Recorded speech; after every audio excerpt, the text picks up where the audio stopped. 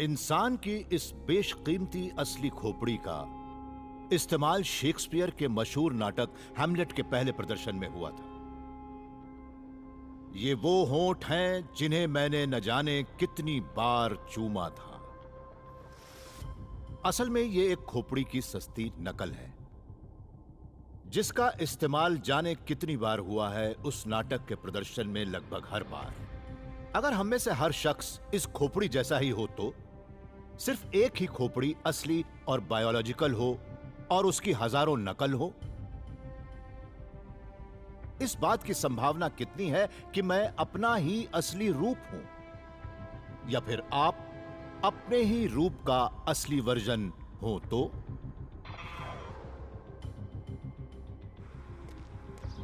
Oxford university के professor निक Bostrom भी अपनी सोच को हमारे बहुत ही बुद्धिमान पोस्ट ह्यूमन वंशजों की सोच जैसा बनाना चाहते हैं।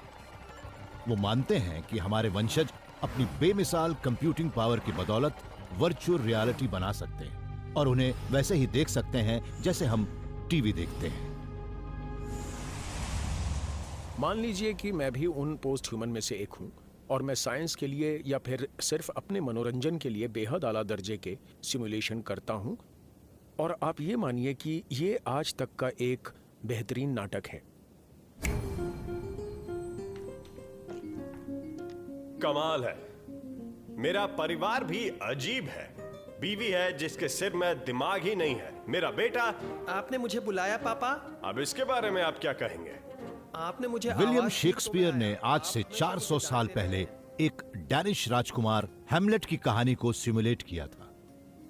आज से 400 साल बाद जब हमारे वंशज कोई नाटक लिखेंगे तो वो शायद हमारे सिमुलेशन बनाए। आखिर आप ये क्या बकवास कर उन रहे हैं? पोस्ट ह्यूमन के पास जो काबिलियत होगी उनकी बदौलत तो मैं उन सिमुलेशन को तब तक रिफाइन कर सकता हूं जब तक कि वो मेरे पूर्वजों की रियलिटी जैसे ना हो जाएं।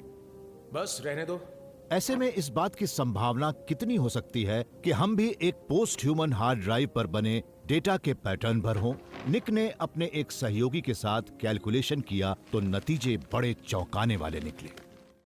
अगर मेरी पोस्ट ह्यूमन सभ्यता के पास ये काबिलियत हो कि वो मेरे पूर्वजों का एक्यूरेट सिमुलेशन बना सके तो जल्दी ही हमारे पास वो टेक्नोलॉजी होगी जिससे हम सिमुलेशन के हजारों ही नहीं बल्कि लाखों वेरिएशन बना सकते हैं और उनसे अपने अतीत के सभी मुमकिन वेरिएशन की जांच कर सकते हैं। क्या हम ये कह सकते हैं कि हम सचमुच बायोलॉजिकल जीव ही हैं और 21वीं सदी में ही रह रहे हैं, या कहीं ऐसा तो नहीं है कि ये असल में 25वीं सदी है और हम अपने पूर्वजों की कई सिमुलेटेड नकलों में से एक हैं? निक मानते हैं कि हमारे बायोलॉजिकल इंसान होने की संभावनाओं के आंकड़े बड़े ही चौंकाने वाले हैं। वो भी बिल्कुल वैसा ही है जैसे ये नाटक पहली बार हो रहा हो और मैं पहली बार देख रहा हूँ, और ये भी हो सकता है कि मैं हजारों साल के दौरान इस नाटक के हजारों प्रदर्शनों में से किसी एक प्रदर्शन को देख रहा हूँ। कट। बहुत बढ़िया। अगर निक की ये बात सही है तो हमें ये मान लेना चाहिए कि हमारी जिंदगी भी कंप्यूटर पर बने नाटक जैसी ही है और शायद हमें बनाने वाले इस शो का मजा ले रहे हों।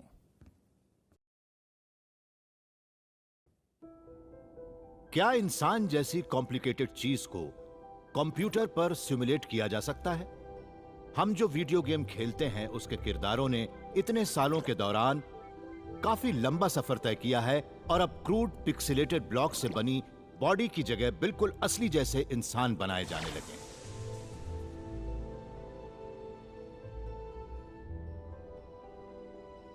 लेकिन बिल्कुल असली जैसे नजर आने वाले अवतार भी सिर्फ बाहर से ही असली नजर आते हैं। क्या हम ऐसा शरीर बना सकते हैं जो अंदर से भी बिल्कुल असली हो, सेल दर सेल? और क्या वो सिमुलेटेड इंसान एक हार्ड मांस वाले इंसान की एग्जैक्ट कॉपी होगा? स्टीवन लार्सन दुनिया का पहला फुल्ली डिजिटल जीव बनाना चाहते हैं जो अपने बायोलॉजिकल रूप की हूबहू नकल होगा। वो शुरुआत छोटे पैमाने पर कर रहे हैं। हमें दुनिया भर में 1 मिलीमीटर लंबे वर्म मिल जाते हैं जो एक आम वर्म से काफी छोटे होते हैं। बड़ी मुश्किल से नजर आने वाले इन वर्म को सी एलिगेंस कहते हैं। भले ही ये बात बड़ी अटपटी लग रही हो, पर ये एक ऐसा जीव है जिसका अध्ययन बायोलॉजी और न्यूरोसाइंस में सबसे ज्यादा किया गया है। स्टीवन और इनके साथी इस छोटे से जीव से जुड़ी कई दशक की रिसर्च जमा कर रहे हैं ताकि दुनिया का पहला बिल्कुल असली जैसा कंप्यूटर जनरेटेड वर्म बना सके। उसमें करीब 1000 सेल होते हैं, सच कहें तो 959, और सिर्फ 302 न्यूरॉन होते हैं और करीब 95 बॉडी वॉल मसल सेल होते हैं। सुनकर तो लगता है कि उसे बनाना बड़ा आसान होगा, मगर ऐसा है नहीं। हर सेल को अपना एक खास कंप्यूटर कोड चलाना पड़ता है और कोड के सभी हिस्सों को वैसे ही साथ में काम करना पड़ता है जैसे कनेक्टेड सेल करते हैं। हाँ, तैयार होने के बाद वो सिर्फ देखने में ही असली जैसा नहीं लगेगा, बल्कि वो काम भी असली जैसा ही करेगा। उसे वर्चुअल खाने की जरूरत पड़ेगी, वो वर्चुअल पॉटी भी करेगा और वर्चुअल बच्चे भी पैदा करेगा। और ये सब बनाना इतना आसान नहीं है। एक रिमोट से चलने वाली कार में सी एलिगेंस के 10वें भाग जितने ही पुर्जे होते हैं। ये एक बड़ी कार है जो हजारों पुर्जों से बनी है, जिनमें इसमें लगे कंप्यूटर और वायरिंग भी शामिल है। तभी ये तरह तरह के मुश्किल काम भी करती है, जैसे कि रास्ता पता लगाना, एयर कंडीशनिंग, और इसमें लाइट भी है। एक वर्म के अंग भी किसी कार के पुर्जों की तरह इंटरकनेक्टेड होते हैं। हम जो वर्म बना रहे हैं उसमें हम मसल सेल और नर्व सेल तो बना ही रहे हैं, साथ ही उनके मसल सेल और नर्वस सिस्टम के साथ में काम करने के मॉडल भी बना रहे हैं। उसके बाद हम मसल सेल्स को नर्वस सिस्टम से जोड़ देंगे।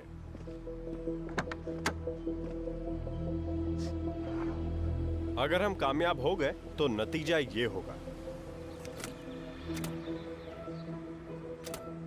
कुछ नहीं हुआ, वजह है इसके कॉम्प्लेक्स इंटरैक्शन।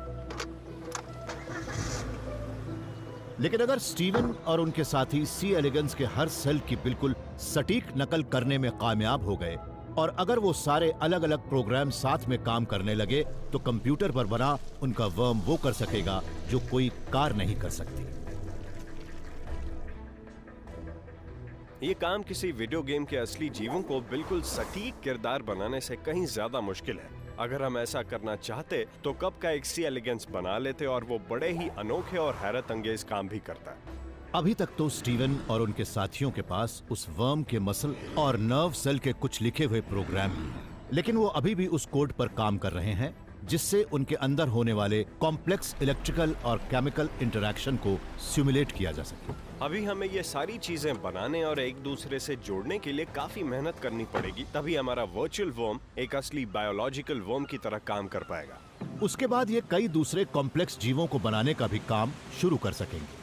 एक इंसान लाखों करोड़ सेल्स का बना होता है, इसलिए कंप्यूटर पर एक बायोलॉजिकली एक्यूरेट इंसान की नकल बना पाना वैसा ही है जैसे 10 करोड़ से ज्यादा कारों के सारे पुर्जों को साथ में जोड़ना।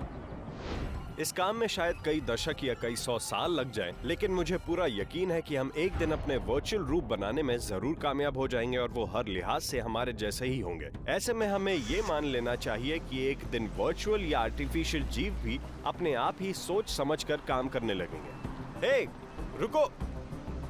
अगर हम पहले से ही एक वर्चुअल रियलिटी में रह रहे हैं तो इसका मतलब होगा कि हम भी जीते जागते आर्टिफिशियल जीव ही हैं। लेकिन हम इसे साबित कैसे करेंगे? ये फिजिसिस्ट मानते हैं कि इन्हें ब्रह्मांड में काम करने के तरीके में एक ऐसी कड़ी मिल गई है जिसके सहारे ये साबित कर सकते हैं कि मैट्रिक्स एक हकीकत है। आर्टिफिशियल एनवायरनमेंट को 3D ग्रिड पर बनाया जाता है। अगर किसी ने हमारे ब्रह्मांड को एक कंप्यूटर पर बनाया है तो हम भी शायद उस ग्रिड को ढूंढ निकालें जिससे हर चीज जुड़ी है। अभी तक हमें इस बात के कोई संकेत नहीं मिले, मगर एक साइंटिस्ट का मानना है कि हम किस तरह से ब्रह्मांड की सतह के नीचे देखकर यह पता लगा सकते हैं कि वहां मौजूद एक आर्टिफिशियल वायर फ्रेम ने सारी सच्चाई को साथ में जोड़ रखा है।